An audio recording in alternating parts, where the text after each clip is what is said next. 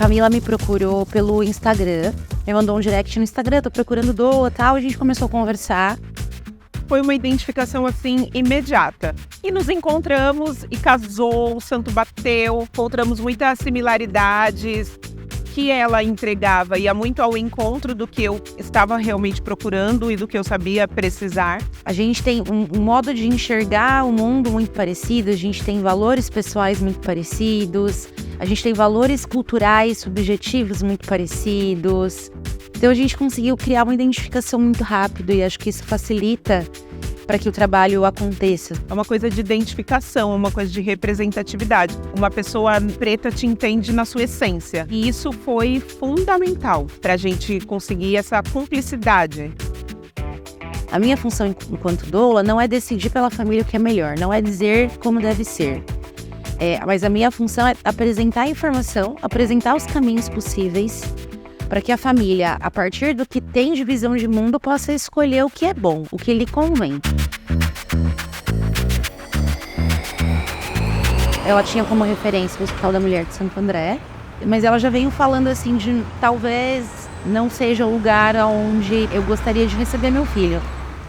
Se a minha gestação estivesse totalmente saudável, não era de um hospital que eu precisaria, sim, de um ambiente em que eu fosse respeitada, em que eu tivesse a disponibilidade de utilizar o tempo que fosse necessário para o meu bebê nascer da melhor forma possível. Ela não sabia quais eram as opções que existiam para que ela falasse, é isso que eu quero, mas ela veio sabendo que ela não queria.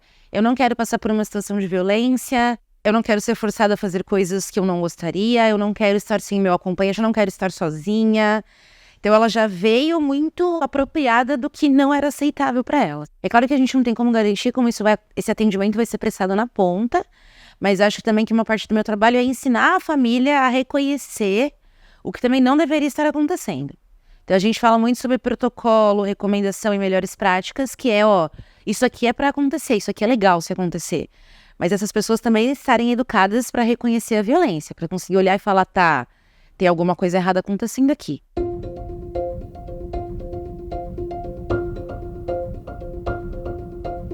Dentro de casa, nós sempre conversamos sobre o parto. Falar sobre parto já era uma prática na família dela.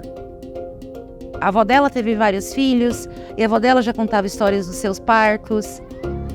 Aqui está a minha filha mais velha, o meu filho segundo, o terceiro e a quarta. E a quarta está aqui. E aqui eu estava grávida do Micaías, o outro menino.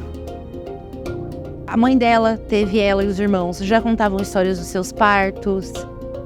E isso não é muito comum, né? A gente vai se preocupar com isso quando chega a nossa vez, mas quantos de nós já perguntaram para as nossas mães, mãe, como foi que eu nasci? Como foi o dia que eu nasci? Então a Camila, ela já tinha esse repertório previamente construído. Olha, tava muito bonita, gente. Nossa, olha esse cabelo.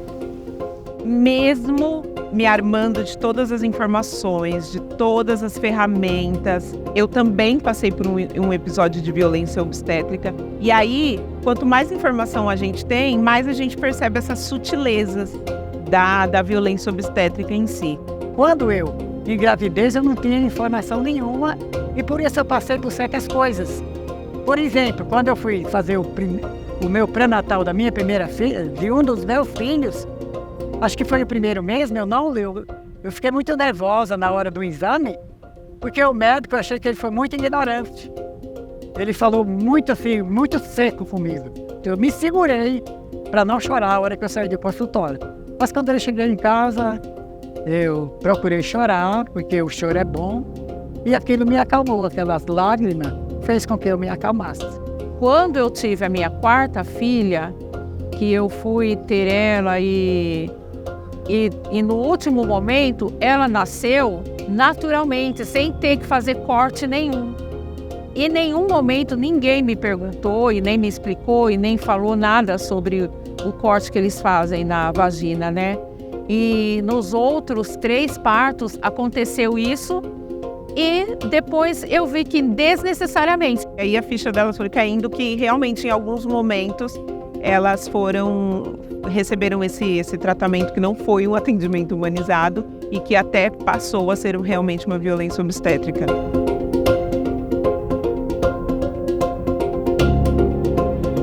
Quando eu tô falando com uma família preta, não necessariamente a instituição representa segurança. Eu, enquanto uma pessoa preta, um corpo preto, estar dentro de uma estrutura majoritariamente branca, não quer dizer que eu estou segura.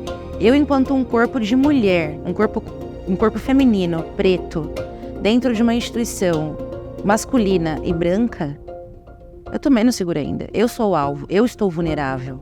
Na família da Camila, a gente consegue entender que, a partir do momento em que ela constrói uma experiência para ela diferente disso, ela já cria melhores condições para que o filho dela possa vivenciar uma outra experiência, tanto ao nascer, mas principalmente se em algum momento ele for estar presente no nascimento de outras pessoas. E eu acho que ela também começa a abrir caminhos para as gerações futuras da família dela, de primos e primas, sobrinhos e sobrinhas, que começam a ter um referencial de experiência boa. Pô, eu tenho uma pessoa me falando que parir é legal. Não é sofrimento.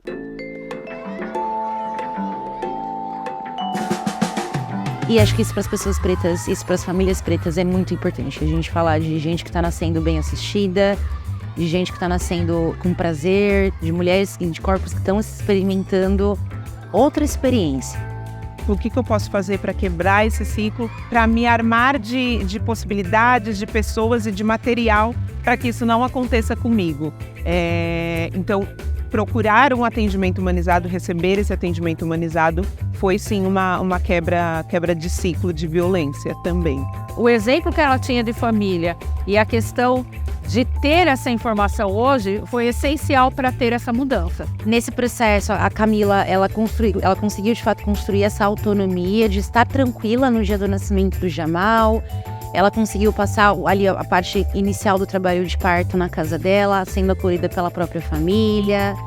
Ela estava muito tranquila, a gente foi se falando, a gente foi se conversando durante esse processo de o que você está sentindo agora, como estão as contrações, o que você está precisando de suporte, em que momento que a gente vai se encontrar. Foi um trabalho de parto fisiológico, Jamal escolheu o seu dia de nascer, Jamal nasceu no tempo que quis. Foi um parto na água, mesmo sendo no SUS, nasceu na banheira, do jeito que era importante para ela que fosse. Já foi direto pro colo da mãe, depois já foi direto pro colo do pai. E eu muito na função da assistência mesmo, sabe? De assistir essa família e oferecer o recurso e oferecer o suporte quando solicitado. Mas nunca de um lugar de eu dizer para essa família que eu sei o que é melhor. E a Nath foi essa figura que me fortaleceu nesse processo, porque ela entendia a posição em que eu estava e aplicava nessa pessoalidade, nessa conexão pessoal e particular que nós tínhamos, ela aplicava todo o conhecimento técnico.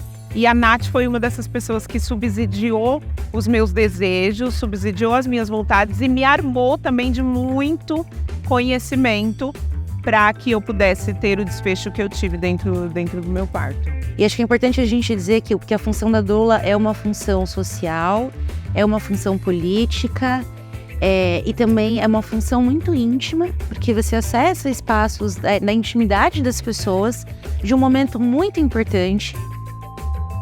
Quando eu vejo a família da Camila, eu sinto que a minha missão como doula, ela foi cumprida, que a gente conseguiu construir uma experiência que foi segura, que foi satisfatória. Acho que foi bastante valioso o que a gente conseguiu realizar juntos.